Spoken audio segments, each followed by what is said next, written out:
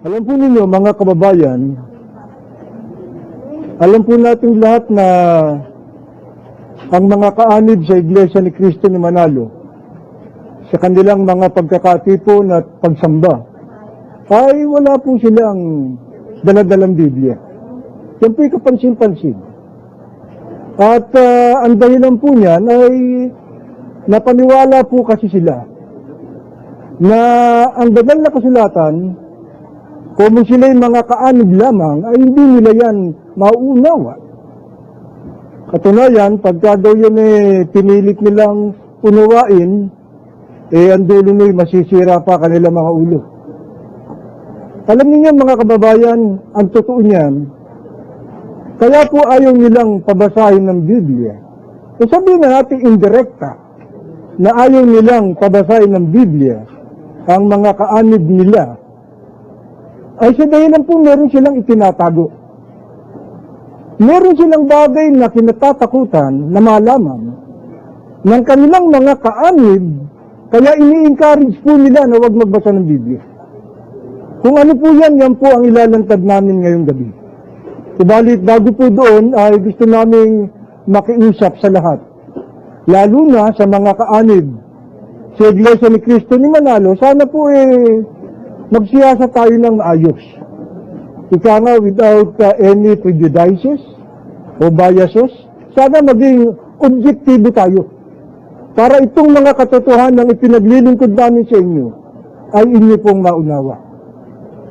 Kaya magsimula po tayo mga kababayan, tinuulit namin mga kaanib sa Iglesia ni Cristo ni Manalo, makinig po kayong mabuti. Ano po ang dahilan at hindi kayo ini-encourage na magbasa ng Biblia? O sabihin na natin indirekta, ayaw po kayong pabasahin ng Biblia. Alam niyo mga kababayan, yung turong yan, na ang mga kaanib dyan ay ayaw po nilang pabasahin ng Biblia, yan po isang turo na masasabi po natin, meron silang gustong itago.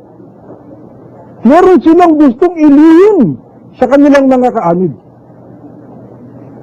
At ang katunayan po mga kababayan, na meron silang gustong itago, at sila'y nangangamba, baka ito'y matuklasan ng kanilang mga kaanib, yan po ipaglilingkod namin sa gabing ito.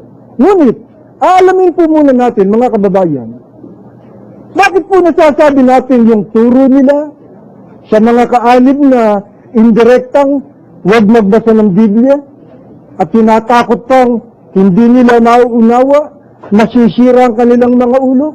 Bakit po natin tinututulan yan? Bakit po namin sinasabi na yan po isang malaking kasinungalingan?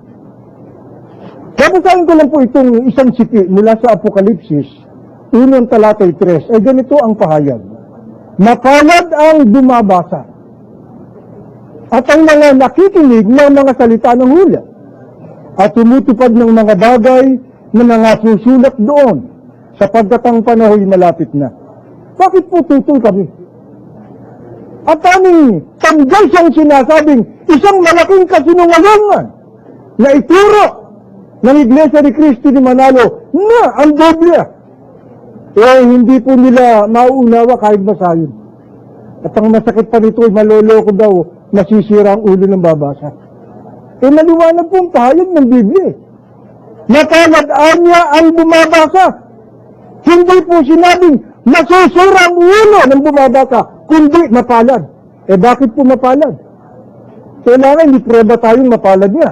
Ikalawang Timoteo 3, ang talata po 15. At mula sa pagkasanggol, ang iyong nalalaman ang mga banal na kasulatan na nakapagtatabunong sa iyo sa ikaluligtas sa pamamagitan ng pananampalataya kay Kristo Jesus. Bakit po yung bumabasa ng banal na kasulatan ay ang sabi ng Biblia ay mapalad? Sapagkat ayon pa rin sa Biblia, sa pamamagitan po nun, ang tao po'y dudulong, nakakaunawa tungo sa kanyang ikaliligtas. Tapos sasabihin nila, huwag niyong basahin, hindi niyo mauunawa. Kung hindi mauunawa yan, ipanabasa pa ganun Diyos yan. Kaya ang sabi na pala, Sasabihin niyo, masisira ulo. Eh, sino ang pakikinggan namin? Kayo ang Diyos. Kaya mga kaanib sa Iglesia ni Cristo ni Manalo, sana po naman makahalata na tayo sa ganyang mga taktika nila. Alam po ba ninyo ang tunay na dahilan? Bakit po kayo indirekta na bumabawalang magbasa ng Biblia? Anong gusto nilang itago sa inyo? Anong gusto nilang imaon na ito ang kinatatakutan nila? Na malaman ninyo, mga kaanib sa Iglesia ni Cristo ni Manalo. Babasahin ko po sa inyo itong isa pong ating siniti. Mula sa kanilang babasahin pasugo, at gusto ko lang malaman ninyo kung ano diskarte nila pagka sila po yung nagtuturo at dyan na nagaganap ang pandaraya. Dyan na nagaganap yung kinatatakutan nila. Kaya ayaw nilang ang mga kaanib magbasa ng Biblia. Bagaman ayaw nilang aminin, pero indirekta ayaw nilang pabasahin. Basahin po natin sa pasugo, ilagay natin sa screen. Ito po'y Mayo-Hunyo 1986, file 75, nakalagay dyan, Felix Isagon Manalo, 1886-1963, Sugo ng Diyos. Si kapatid na Felix Manalo, unang nangaral ng Iglesia ni Cristo sa Pilipinas, at unang tagapamahalang pangkalahatan ito, 1914-1963, ay isinilang sa pook na ito ng Barrio Calzada, Tipas, Taguig Rizal, noong Mayo 10, 1886.